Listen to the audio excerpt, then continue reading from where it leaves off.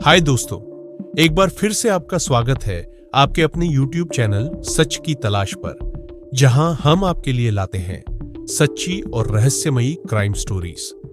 आज की कहानी इतनी डरावनी और भावुक है कि आप इसे भूल नहीं पाएंगे। 4 जुलाई 2012 की वो रात, जब दिल्ली का एक शांत मोहल्ला खून से सन गया। क्या हुआ था उस रात को? कहानी में आगे बढ़ने से पहले यदि आप इस चैनल पर नए हैं तो वीडियो लाइक करें, चैनल को सब्सक्राइब करें और बेल आइकन दबाना मत भूलें।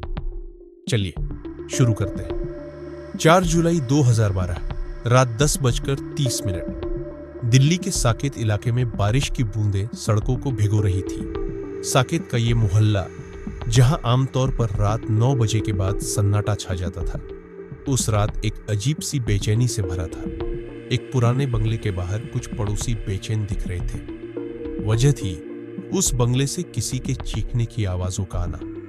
आवाजें सुनकर पड़ोसियों ने तुरंत पुलिस को फोन किया। जब पुलिस उस बंगले में पहुंची तो दरवाजा खुला था। अंदर का मंजर देखकर सबके होश उड़ गए। 42 साल के अर्जुन सक्सेना, जो एक मशहूर रियल एस्टेट कारोबारी थे, अपने लिविंग रूम में खून से लथपथ पड़े थे।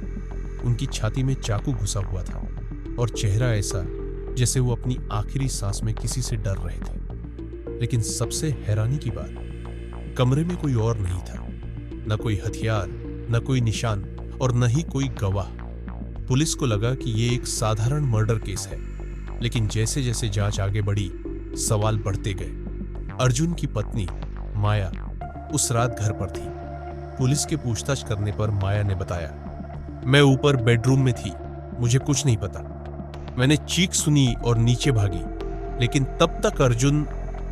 माया का चेहरा गम और डर से भरा था, लेकिन पुलिस को उसकी बातों पर शक हो रहा था। क्यों? क्योंकि पड़ोसियों ने बताया कि उस रात 9:30 पर अर्जुन और माया के बीच तीखी बहस हुई थी।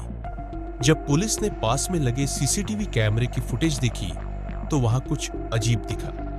रात 10:15 एक शख्स काले हुड और मास्क में बंगले के बाहर खड़ा था। वो बस 2 मिनट रुका और फिर गायब हो गया। लेकिन वो बंगले के अंदर नहीं गया।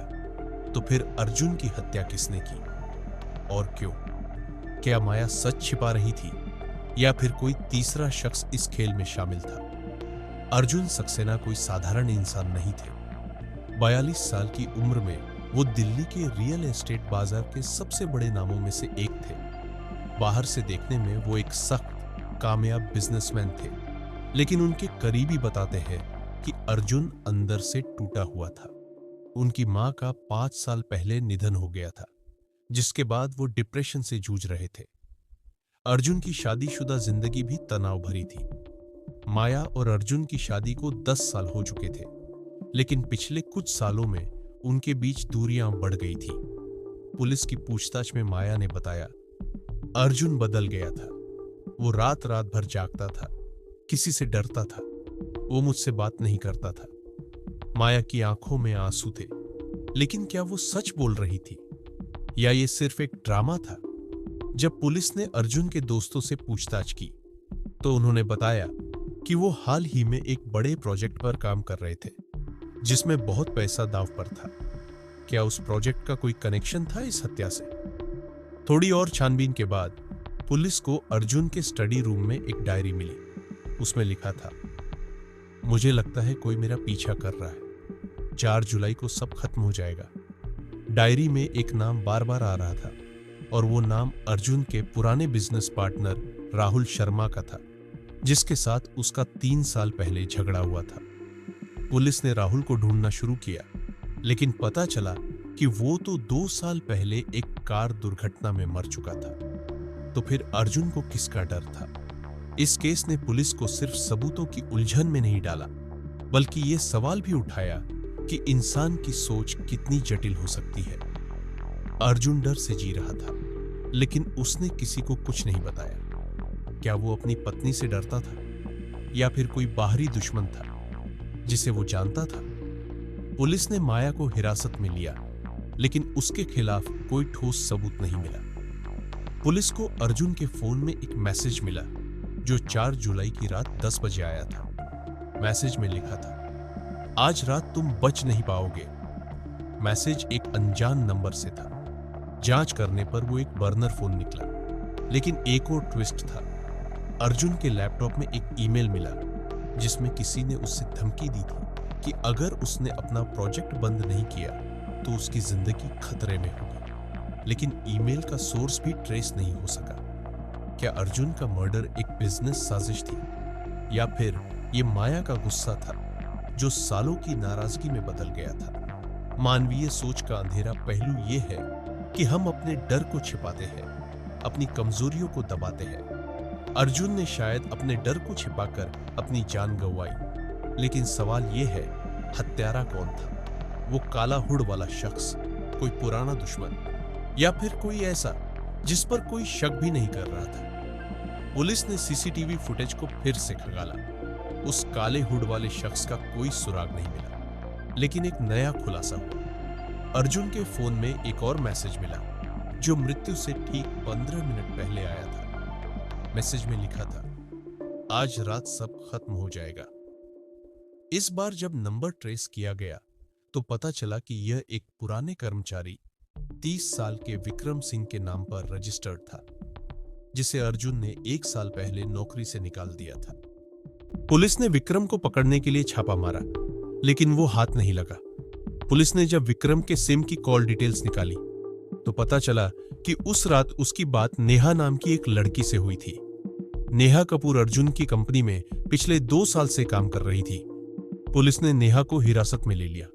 पुलिस के पूछताछ करने पर नेहा ने बताया, मुझे अर्जुन से प्यार था, लेकिन वो माया को नहीं छोड़ना चाहता था। वो कहता था कि उसे डर है कि माया कुछ कर बैठेगी। इसके अलावा नेहा ने और कुछ नहीं बताया। क्या माया को इस अफेयर का पता था, और क्या यही हत्या का कारण था? अब पुलिस को तलाश थी विक्रम की। 10 दिन तक पुलिस विक्रम का पीछा करती रही, लेकिन उसका कोई सुराग नहीं मिला। 20 जुलाई 2012 को पता चला कि विक्रम नोएडा में एक किराए के मकान में छिपा हुआ था। पुलिस ने विक्रम को पकड़ने के लिए छापा मारा। पूछताछ में उसने कबूल किया कि उसने अर्जुन की हत्या की, लेकिन क्यों? विक्रम ने बताया कि अर्जुन ने उसे बिना कारण नौकरी से निकाल दिया था, जिससे उसकी जिंदगी बर्बाद हो गई। उसने मेरी मेहनत को कभी नहीं देखा। मैंने उस प्रोजेक्ट के लिए सब कुछ किया, लेकिन उसने मुझे धोखा दिया। विक्रम ने उस रात बंगले में पीछे के रास्ते से प्रवेश किया था, जिसे सीसीटीवी ने नहीं पकड़ा। लेकिन कहानी यही खत्म नहीं होती। सवाल यह था कि फिर राहुल शर्मा का नाम डायरी में कैसे? विक्रम से पूछने पर उसने बताया कि राहुल शर्मा का नाम उसने जानबूझकर डायरी में लिखवाया था, ताकि पुलिस गलत दिशा में जाए। उसने एक हैकर की मदद से वह धमकी भरा ईमेल भेजा था, और काले हुड वाला शख्स सिर्फ पुलिस को गुमराह करने के लिए था। वो विक्रम का दोस्त था, जिसने सीसीटीवी में दिखने का नाटक किया। माया बेकसूर थी, लेकिन उसका प्यार और भरोसा टूट चुका थी। नेहा को भी गिरफ्तार किया गया क्योंकि उसने विक्रम को उकसाया था। यह कहानी प्यार, धोखे और बदले की है। अर्जुन का डर, माया का दर्द, नेहा की जलन और विक्रम का गुस्सा, ये सब मानवीय भावनाएं थी जो एक भयानक अपराध में बदल गई। दोस्तों, 4 जुलाई 2012 की वो रात एक ऐसी कहानी बन गई जो हमें सिखाती है कि प्यार और गुस्सा कितना खतरनाक हो सकता है। क्या आपको लगता है कि नेहा का प्यार उसे इस रास्ते पर ले गया, या विक्रम का गुस्सा ही सब कुछ था? कमेंट्स में अपनी राय जरूर बताइए। यदि वीडियो पसंद आया हो तो वीडियो को लाइक करें, शेयर करें और चैनल को सब्सक्राइब जरूर करें। फिर मिलते हैं एक नई क्राइम स्टोरी के साथ। तब तक सुरक्षित रहें।